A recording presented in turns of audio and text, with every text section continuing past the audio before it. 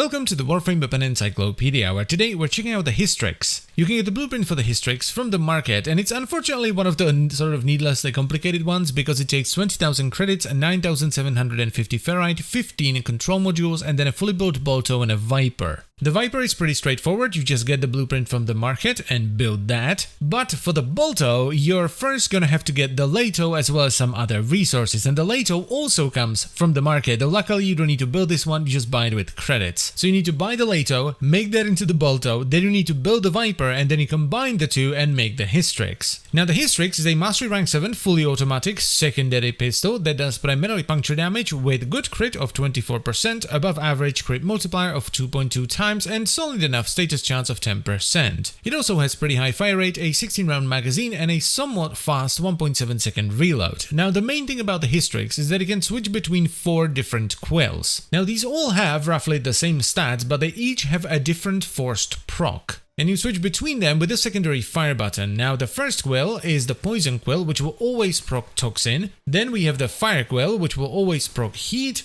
The third quill is the electricity quill, which will, always proc electricity.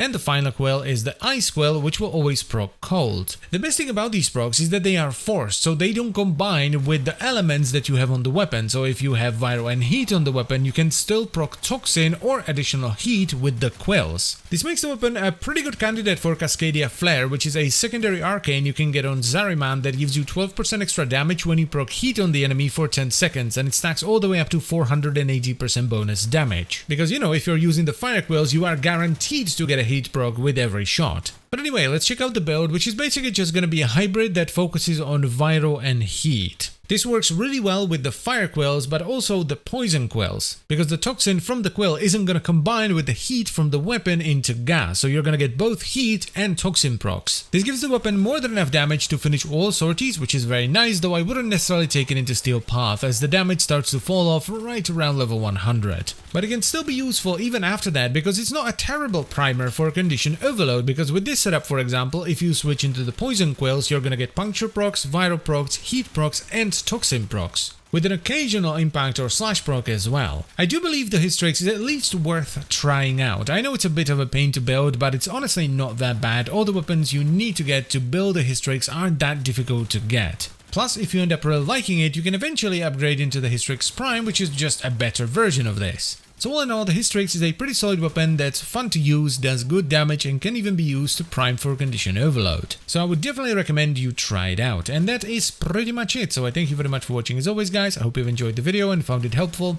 and I will see you next time. Bye bye.